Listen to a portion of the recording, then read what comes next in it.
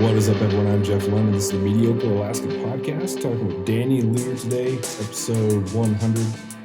I wanted to talk to you, Danny, because you were the one that kind of inspired me to start the website that I post all my stuff on, and then also with the podcast and whatnot. So thanks for being here for episode 100. Yeah, man, I'm excited. The century mark. The century mark, yeah, the big 100. I can't remember what podcast I was listening to, but they said that episode 100 is going to be way better than episode 1, but you have to get there. I thought, yeah, that's true. That's true. You can't get a 100 level episode by never starting. So, well, what's wild, man? You think about say you got to get there. Like, just think about 100 years ago, like how different things were 100. And so I wonder, with the podcast episodes, do you get the velocity, the increased velocity, like we did with technology? Right? Yeah. Like was like episode 1 through 70 a certain quality, and then like 70 through 100 just like exponentially better every time. Yeah. Well, I think a difference too between is it like sound quality getting better, or is it content? And I would hope that it'd be content, and I'm not fumbling over things quite as much. But I think the more I've been listening to other podcasts and listening to you guys' podcasts, the Gas Station Cappuccino, and just a different variety, and seeing kind of what I want it to be. And so it's kind of interesting to see where it's gone. But it's been fun. Yeah, man, it's great. Speaking of starts, it's 5:37 a.m. You're in Twain Harte. You're on family vacation? I'm on family vacation. Yeah. Why did you wake up at 5:10 for family vacation on family vacation? Well, I woke up at 5:10 because I didn't go to bed till 11 last night, and I drank some wine, and so I was trying to sleep in a little later than normal. What time do you usually wake up? Well, normally I get up at 4:30. So, because I got stuff to do. But so even on vacation, on family vacations like this, I still try to get up early. I might push that 4:30 to like 5 or something like that, or like 5:10 today. But the thing is that it's important when you're with your family or that type of thing, that you're focusing on being with your family and not distracted and not trying to do things and not have work to do and whatever. But one of the things that's nice about being a business or doing your own business and stuff is the flexibility to be able to go to a cabin in the middle of the week occasionally, but there's still things that need to get done, or even things that maybe not be crucial. It's not like the business would close down if I didn't do them, but there's some things that I want to move along, that I want to get done, I want to move forward with. And so I get up early and I get some work done before the kids are up. So you figure they get up about 7. And so if I'm kind of up and at them by 5 or 5:30, I can still get in 90 minutes, maybe 2 hours of some work done before the kids get up. Or sometimes I get everything I want done in an hour, and then I might actually have 30 minutes or so to read before getting interrupted, which is always nice. What are you reading right now? Right now, man, it's actually kind of heavy. I'm reading this book called The Courage to Create. It's by Rollo May, and it's actually a lot more intense than I thought it was going to be. Like, the guy's it's a psychology textbook essentially. So it's a little more than I planned on, but it's interesting. Like, I'm learning things from it. Nice. You sent me Educated, and I have not started it yet. There's a book that I'm reading about the Oregon Trail, and I'm in Laramie, Wyoming, and we just passed over, some historical landmarks from the Oregon Trail. Yeah. So I was kind of finishing that up first before that I was reading Astoria, which is about John Jacob Astor and Thomas Jefferson, and they're trying to expanding the empire. So getting kind of the history of the Great Plains here before I came here. But yeah, I'm going to start that up pretty quick. Oh man, so you'll Educated is, I just read it about a month ago or so, and it's probably maybe one of the top 5 books I've ever read. It and also it's kind of fun that you're out there because it's based primarily in Idaho, so not too far off from where you're at. Hyping it, good. Yeah. You were mentioning about you're on a family vacation. 5 years ago, you were still teaching at East Union. Well, actually, maybe 6 years ago now. Still teaching at East Union High School. I was still there. And so you had summers off for vacation. So kind of talk about how much has changed in the last 5 and 6 years as far as your life, but also your life philosophy and how you've adapted and changed over the last 5 or so years. Yeah, it's interesting. I loved teaching. It was never one of those things like I got to get the hell out of this. I actually I really did. I enjoyed it. I enjoyed every day. I mean, there's things about everything that isn't great, or you don't, not like every detail of it was perfect always, but by and large, like I actually kind of say sometimes like the day-to-day fun in teaching was better than what I'm doing now, really. But the overall experience of what I'm doing now is entirely different. You know, is so much better. But so, you know, things that have changed are, you know, it's not about the day to day. It's not about always getting through day. It's a lot more kind of strategy now, right? Like the bigger picture and kind of going towards the bigger picture and problem solving. And I think that's the thing that I like most about business, and that is the opportunity to solve problems. So, you know, that's it. It's one constant, always changing puzzle that you're trying to figure out. So that's fun. And one thing that kind of came about with that is, like we mentioned, reading and that type of thing. And like you said, your whole perception of things and the way you see things, it just changes so much when you do, you know, read different things and take time to focus on those. And that's one thing too, is I don't think it would have happened, or at least not like this, or not so quickly if I was still teaching, because you kind of get forced into it when you, if you want to do a good job anyway, when you go into business. Like, okay, well, you know, you start talking to other people that are more successful than you, and it's like, oh man, all these people, you know, read and study these different things, and not just business, but personal development.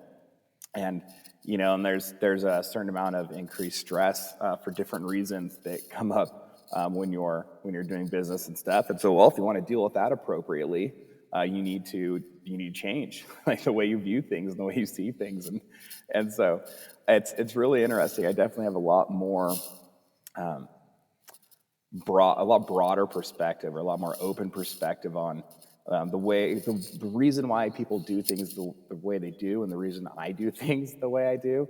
And it's not that I'm perfect or that I'm a psychologist by any stretch of the imagination, but it's just definitely interesting to see the different take on things, or to be aware of your feelings. And that's part of it too, is people don't like to talk about feelings, especially if you're a guy. But it's like, man, it is what it is, and that's what drives things. Like you think that you do things for logical reasons, but that's just not true. You do things for emotional reasons, and then you justify it using logic, right? Like emotions actually drive your decisions. So being aware of those, you know, can make a big difference. Yeah. If you were to look back at Mr. Lehr, your last full year of teaching, compared to now, what would be the attributes that you have gained, honed, maybe developed that you didn't think you would have or had in the process of you know, in the business entrepreneurial type section that you're at now? What are some of the attributes that you've grown by pushing yourself in that way?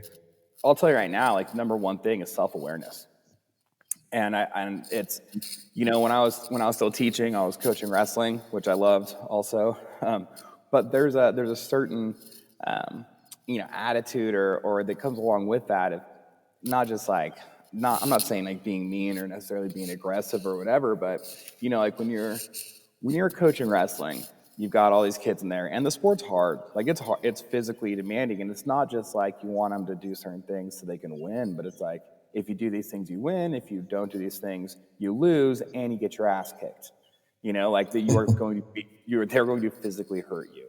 You know, and so it's a different level of intensity and practice compared to other sports. You know, like if you are really bad at soccer, you lose some games and you kind of lose the game. If you're bad at wrestling, you get the shit kicked out of you, and there's blood involved a lot of times, or you get choked out and pass out, and like things like that happen. So so you have to be hard on them. You can't, like, there's no free rides. There's no easy days. There's no take it easy. There's no, it's okay if you don't want to put out today. And so it's very much, you tell someone to do something and they fucking do it. Like, that's it. Like, there's no options. There's no choice in that. So now I have two daughters, a 6-year-old and a 2-year-old. And here's the thing is sometimes when I tell them to do something, it doesn't happen immediately. And that would upset me. So realizing when things are triggering me and setting me off or setting me in a direction that I don't really want to go or not isn't really appropriate, like noticing when that's happening, like when it's starting to happen. Before, like I said, say you're coaching wrestling and teaching PE, it's like you tell someone to do something, if they don't do it, like that's it. Like they're not like that's it. Like there are immediate consequences to be paid, right? Whereas, you try and act that way with the 2-year-old. Let me know how far that gets you. There's going to be it's not just going to be your screaming. There's going to be screaming, and there will be tears. There's flailing limbs. There's a lot going on there, and so it's that self-awareness of when I should say, internal demeanor or attitude starts to shift. Like now I feel it happening almost immediately. Whereas before it's like it's just that's the default, right? That you react the way that you react because that's just who you are type deal, right? Now I have the mindset of, you act and react a certain way because that's how you're choosing to react and what you deem is acceptable. And if you don't think it's acceptable or don't think it's ultimately the best way to handle a situation, then you shouldn't handle it that way. And just the idea that you can actually change your personality, you can change the way you react to things, you can change that. But none of those things can happen unless you're aware of what you're doing before you go totally off the deep end, before you're nuts deep in anger and yelling, right? So you kind of feel it coming on, and you're like, oh, this is not what I want to be happening. I should react differently to this, And I think that self-awareness piece is the biggest part of that. Yeah. That's when people say that that's just the way I am, that's an excuse to be immature and not to grow. That's not who you are. That is how you're choosing, like you said, to respond to something. And you can change that if you want, but you're being incredibly selfish and you're making everybody else deal with you because you're that self-centered. That, that's just who I am. And it doesn't happen. Right. And well, you know what the thing is too, is that they were taught that somewhere, like they believe that because that's what they don't want it. They believe it because they don't want to put in the work to change, but also not necessarily. They're probably just not aware. Like they don't have the awareness that comes with that self-awareness. And that comes back to talk about books, like the book Mindset, I think is one of the most powerful books I've ever read. And if a lot of people ask where to start or whatever, and that's number one. Because if you don't believe the principles behind the book Mindset, then trying to do any other personal development is almost a waste of time. Because if you don't believe because the principle behind Mindset is that you can change whatever, right? That you can get better at any task if you believe you can get better. Doesn't mean you're going to be an expert or professional tennis player because you start practicing tennis, but just the idea that practicing something and working on something, you can get better at everything, right? Whereas how many times you hear people say well, I'm just not, self-limiting beliefs, right? I'm not artistic. Well, it's you could get better at art. You're not going to be, Monet, but you can still be way better than you can develop the ability to draw a person that looks like a person. You know what I mean? So that's that same thing. It's well, that's just the way I am. It's well, that's the way you are because you haven't put in the time and effort to be something else. After years of fine print contracts and getting ripped off by big wireless providers, if we've learned anything, it's that there's always a catch. So when I first heard that Mint Mobile offers premium wireless starting at just $15 a month, I thought, what's the catch? But after talking to them and using their service, it all made sense. There isn't one. Mint Mobile's secret sauce is that they're the first company to sell wireless service online only. They cut out the cost of retail stores and pass those sweet savings directly to you. For anyone who hates their phone bill, Mint Mobile offers premium wireless for just $15 a month. I was hesitant about having to get a new phone and a new phone number, but with Mint, You can use your own phone with any Mint Mobile plan and keep your same phone and your same phone number along with all of your existing contacts. Mint Mobile gives you the best rate whether you're buying for one or for a family, and at Mint, families start at 2 lines. All plans come with unlimited talk and text plus high-speed data delivered on the nation's largest 5G network. Switch to Mint Mobile and get premium wireless service starting at just $15 a month. To get your new wireless plan for just $15 a month and to get the plan shipped to your door for free, go to mintmobile.com/waypoint. That is mintmobile.com/waypoint. Cut your wireless bill to $15 a month at mintmobile.com/waypoint. Yeah. After reading that, I've changed with the way that I communicate with students a lot. Yes. Because it's telling kids that they're smart. Oh, you're just so smart. Oh, this is going to be so easy for you. What if it's not, And then all these expectations, this kid who thinks it's supposed to be easy and it's not, and they're panicked, and it just adds to the stress. You got the parents making them get a 4.0, and you got the teacher thinking. So just the hard work thing. And I actually asked a student, I said, do you work hard or are you naturally smart? I said, take a little while to process that question. Don't answer based on how you think I want you to answer. Yeah. Come back and then he came back and said, I'm just naturally smart. And you could see that he was like, oh man, it was easy for me up until this point, but now it's a matter of my study habits and my grit. Yeah. And because I have those things, I'm starting to struggle and fall behind a little bit, kind of with a smile on my face, with the excuse that, well, I could if I wanted to.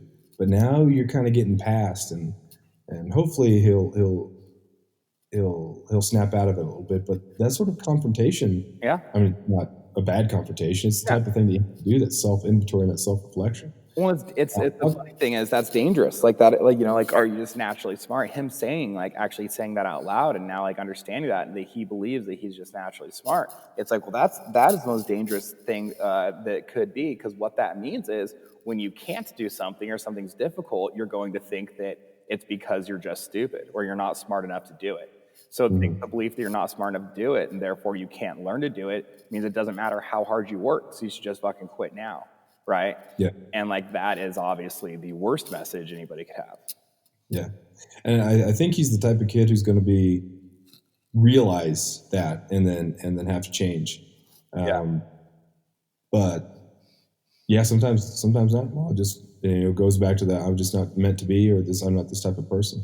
What was outside of your self-awareness, particularly with your kids? What were some other things that you've learned, either through the growth mindset or just growth in the last 5-6 years? Well, so it's kind of funny because you start getting weird, or things that you would have thought were weird before. But I meditate regularly. I don't do it every day. It's just breathing is the thing that it seems like this weird hippy dippy thing. But it's like, nah, man, it's just mindfulness. It's just being aware of what you're doing and not trying to multitask. Or it's like maybe while you're driving, you're thinking about driving instead of thinking about whatever else is going on. It's like, but that came from stress. As I realized that I was super stressed out, and I was getting hives from stress. And I was like, man, I'm 30 years old, and I had to take a allergy medication every day, not because I had allergies, but because I needed the antihistamine for the stress hives. I was like, well, this is silly. I don't want to take a allergy medication the rest of my life because I can't handle my stress. And so what's the best way to do that, right? And so then it kind of comes a self-awareness thing, right? As you learn different tools and get different techniques, and it's like, oh, so maybe just sit there for 10 minutes and breathe, and just try not to think about your breathing, right? And when you do when your mind does wander, because it will, you don't beat yourself up, you just being aware that your mind's wandering, that's the important thing, right? And then going back to just trying to focus on your breathing. But so yeah, it's funny. It's like, I know that actually kind of ends up wrapping back around to self-awareness, but that's just so important, And then it's also just that knowing that you can learn different things and seeking out the right things.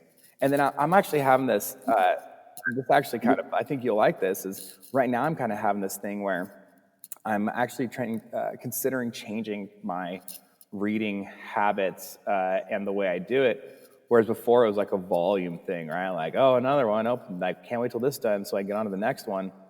And I found that, it's good to know different things and to get a base. But at a certain point, I wonder, well, what happens when I read the one book that's like a business book that's really good?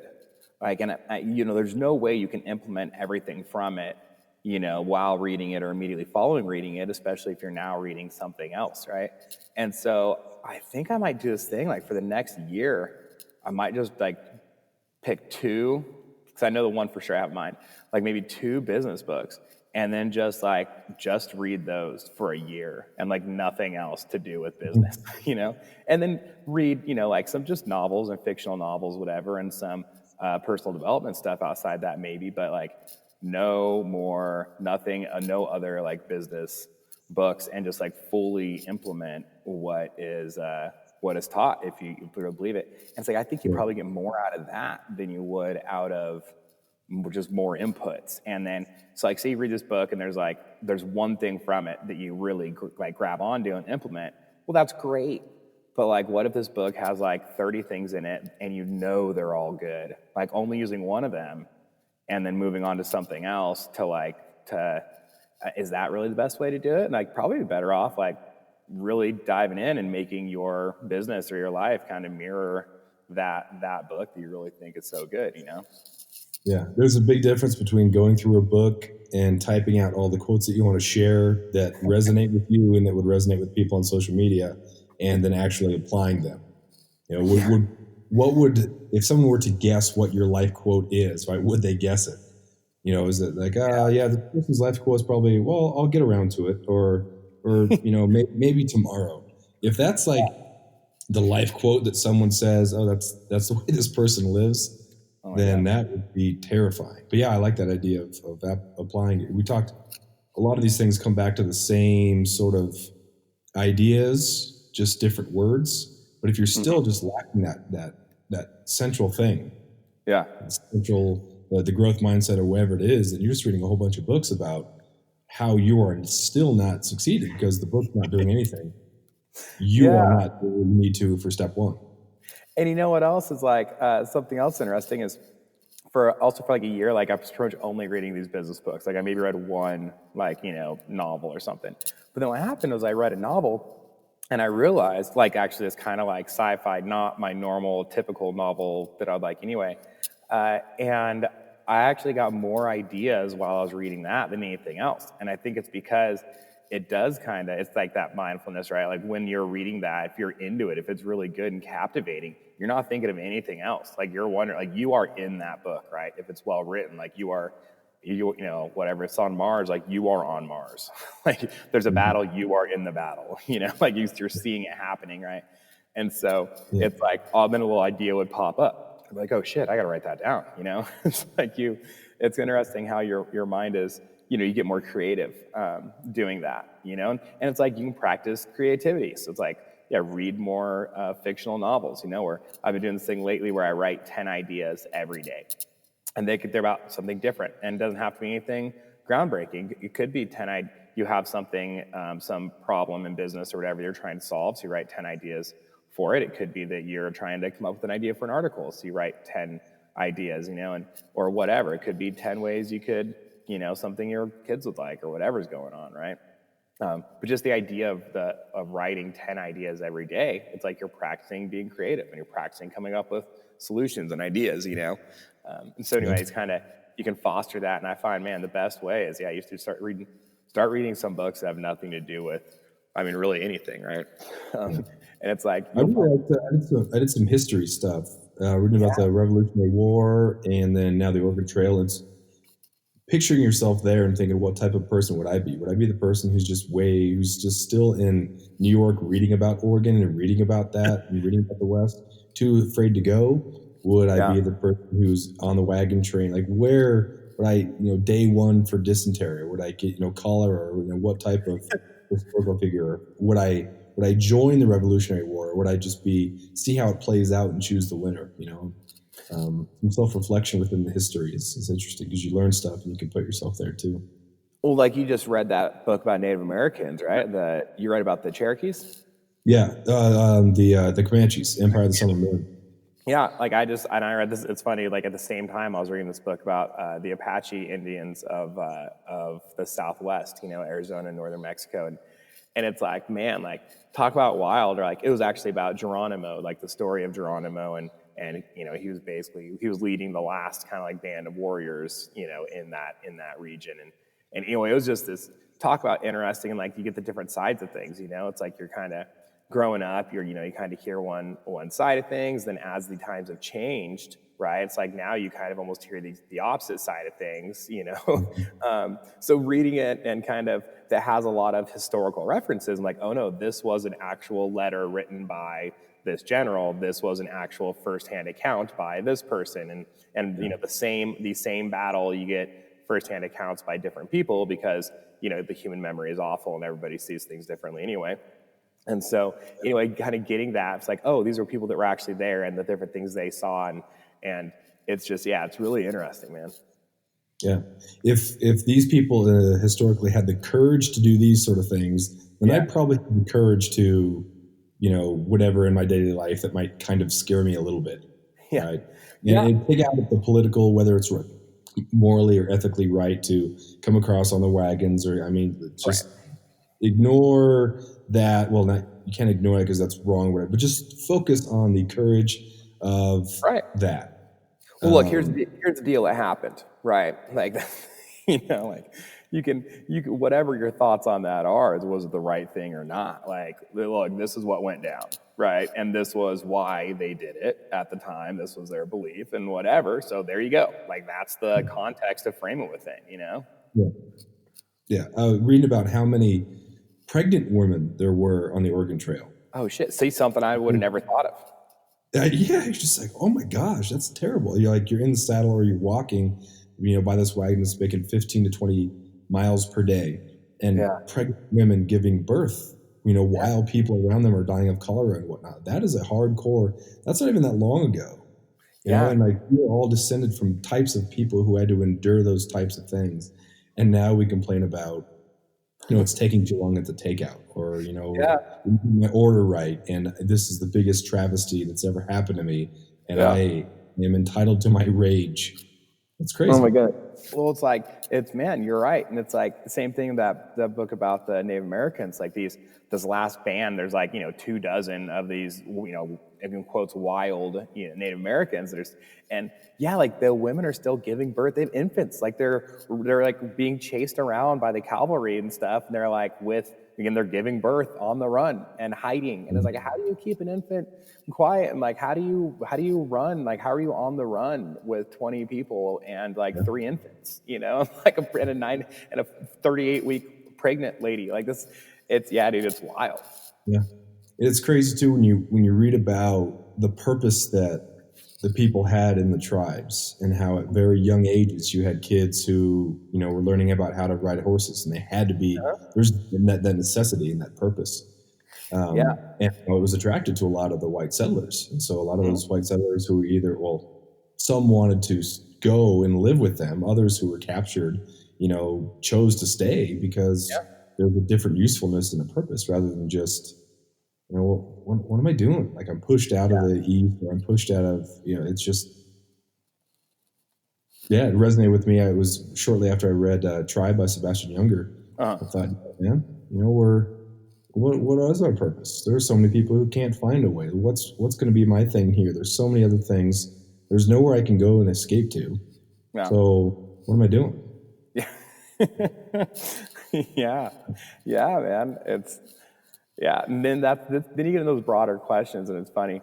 Sometimes I find myself like, I'll have something like that go on, and then I go, I don't know if I really like want to tackle that. Like, that's pretty heavy. Like, I don't know if I want.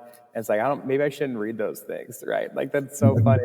Then you're like, wait, so I don't want to read something that's going to make me like deeply consider like my life or the meaning of everything. And it's because that shit's scary, because you don't know the answers.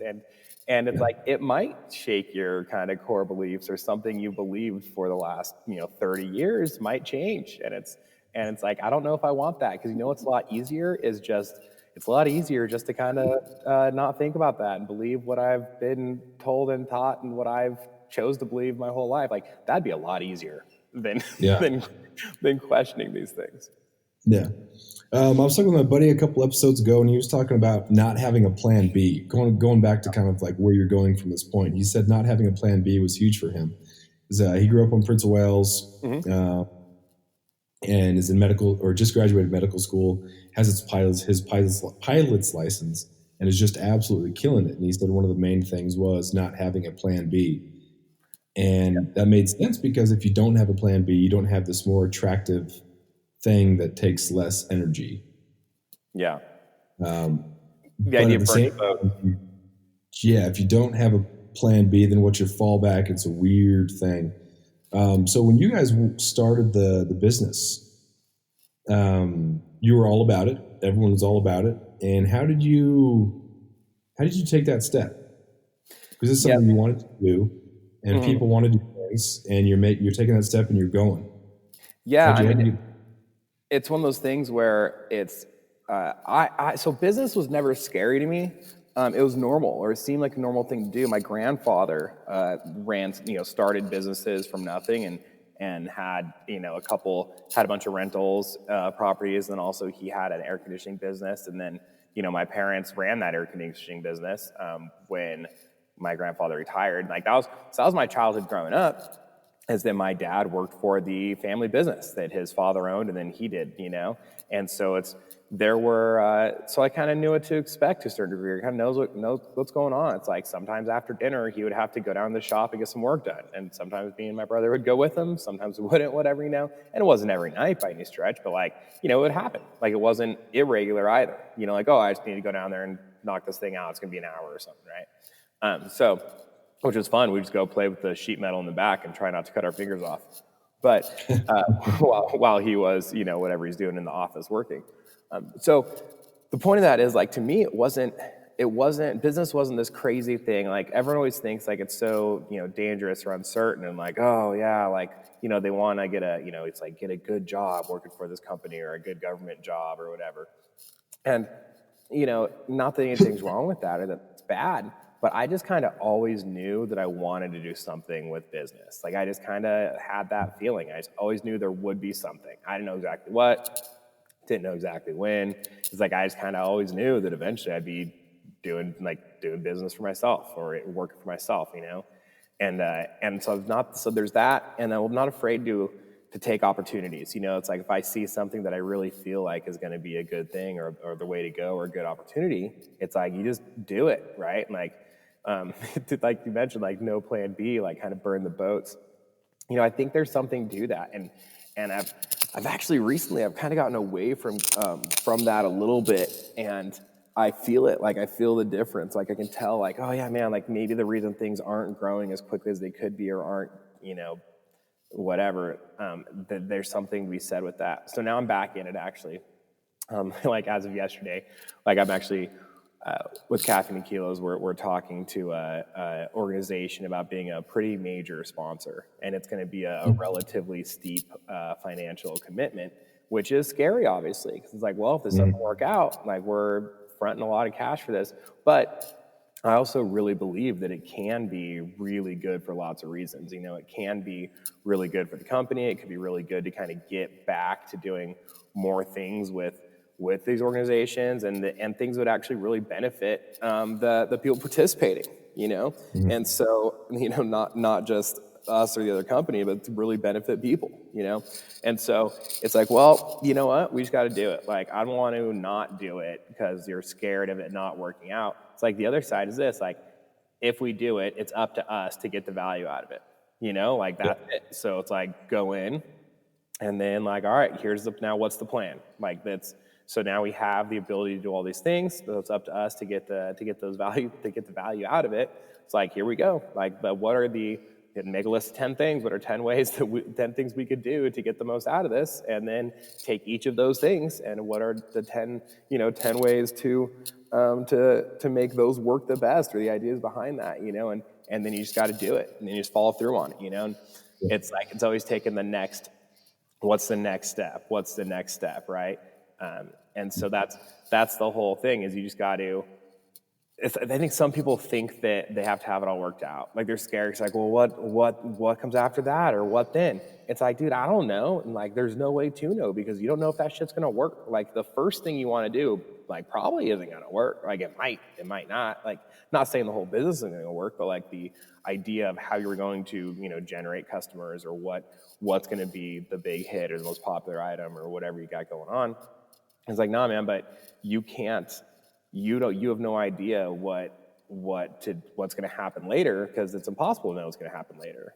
So it's like just take the first step, and then what's going on now? Now what's the next step? And you just keep moving forward.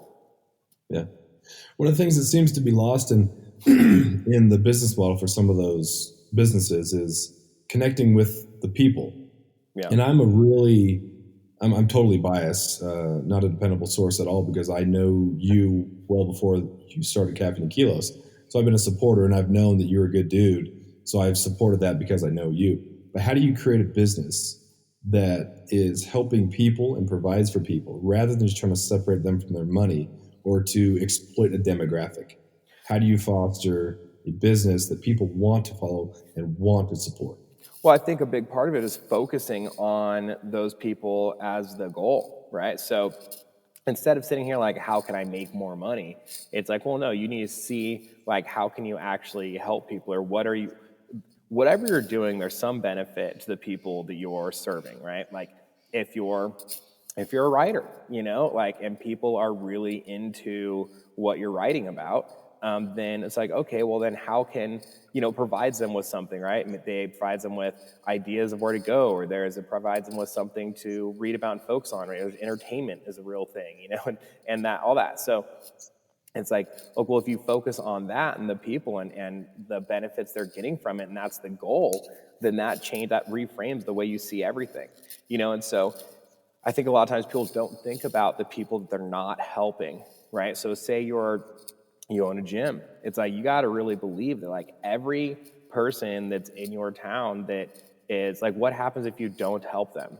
Okay, well, like if they're not healthy, they don't exercise appropriately or don't know the right way, it's like they're going to eventually get, some sort of diseases, which we consider just that happens when you get old now. But when you start talking about, like heart disease and things like that, it's like, okay, well, this guy is going to have a heart attack when he's 50 years old, and whatever, that could have been avoided, but it wasn't avoided, but it did because they never joined the gym, because you didn't care enough to try to like sell that person, to try and get them to do it, And so it's like that focus on like thinking about the people that you're not helping. And I actually have some friends that are really successful business-wise, and they talk about that all the time. They're like, dude, sometimes I stay up at night thinking about all the people that like I could be helping that I'm not, that like aren't buying from me, And it's like that focus on doing the things that actually benefit people.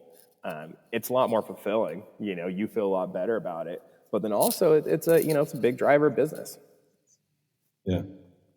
I've kind of adopted the "is anything better because of me" as almost a daily mantra. Not in I'm a worthless piece of trash and nothing is better because of me, but in the kind of giving myself the opportunity to make something better. Nothing's generally better or generally worse. Am I participating in the negativity that's out there? Right. Am I being kind to the people who are around me? Like in my small little circle of rippleability, if that's a word. Yeah. What type of ripple am I making daily? And I think it's empowering. It's a cool thing to do, and it doesn't have to be huge. Yeah. You know what, man, sorry to cut you off, but like also I just really believe in doing the right thing. And I always have. Like that's been something that I always thought that way. But more and more, it's it's easy to get caught up in, well, what's this person going to think if I do this, or how is it going to look if I do this, whatever. And it's like, man, like, do you believe that that's the right thing to do? Like, is that the right choice? Is that and if the answer is yeah, like you really believe it's the right thing to do, well then do it. Like you can't control how other people feel, but you can control what your actions are. Right. And so it's like, if you're doing the right thing with the right intentions, then, you're going to have that positive impact on people. And there is going to be that positive ripple, because people know that, man. Like people can feel that for sure. Yeah. So in my journalism degrees, they always told you to ask the source if there was anything they ever wanted to add. So in all of the time that you've given speeches, you've been on podcasts, you've been all over the place. Is there anything that you have never really been asked that you wanted to kind of talk about or get into? I don't get an opportunity enough to talk about snagging cohos in Alaska. Yeah. That's people they get so focused on the result that they don't really focus on the human quite as much. Like, what type of person is this? They want the insight into business, or they want the insight into writing. But what do you do as like your fun stuff on the side? And that's really where you can approach your work so much better. Oh yeah. If your side of work is taken care of. Like, you're on a family vacation right now. Oh yeah. I'm down in Miami. I just got back from the Bighorn Mountains, man. It was so great up there. And you've been up to Alaska a couple times. You snagged fish and you caught king salmon. If your quality of life is great, then your work life's going to be much better.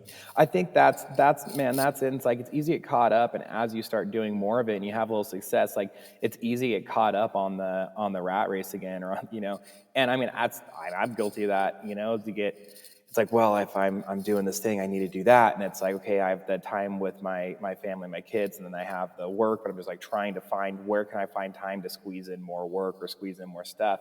And it's like, well, it's not necessarily the goal. Maybe I should, like, what's the end goal there? What's the point? Like, maybe I should try and focus more on squeezing in more time with my family and more time for some leisure activities. Because, man, like, I mean, obviously there's the whole thing, like, you could die tomorrow and then it's all for nothing. But I don't believe that you should totally live that way. I do believe that you should have a purpose and a long-term goal that you're working towards. But it's like, if you don't enjoy it now, what's the point?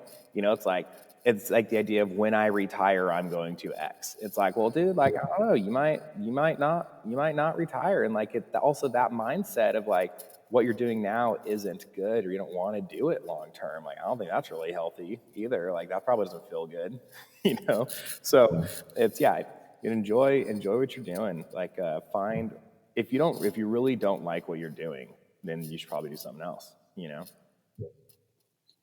Yeah, when we were up in the Bighorns the last 2 nights and we were camping, we were tent campers, and I would say it was probably 5 or 6 to 1, fifth wheel and like full on campers, or Winnebago's RVs to tent campers. Yeah, and it was a lot of older people, which is great. I mean, it looked like a great way to spend the golden years. yeah.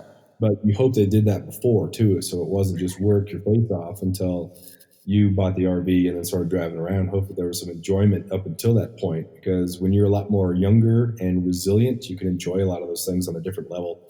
Yeah. There's definitely a place where you can just, roll in your RV and you take out your camper chair and you just sit right there next to the fire and just look off over the river. I mean, that looks pretty cool, but not right now.